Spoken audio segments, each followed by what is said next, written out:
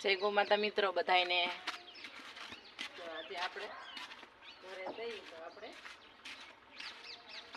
કબાટમાંથી ઘઉં કાઢી નાખ્યા છે અને આપણે ઘઉં સાફ કરવાનું કામ. થોડાક ધનેડા પડ્યા હતા વરસાદને કારણે, એટલે આપણે ધાબા ઉપર બપોરના પૌવા નાખી દીધા હતા. એટલે આપણે હવે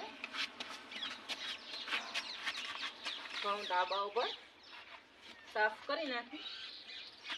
પછી ધનેડા બીજા નવા ઘઉં હોય એમાં ખોટા ચડે, એના કરતાં અહીંથી સીધા નદીએ વયા જાય. એટલે જો આપણે હવે ઘઉં બધા સારી નાખવાના. જો આવી રીતના વાવલવાના છે. થોડો થોડો પવન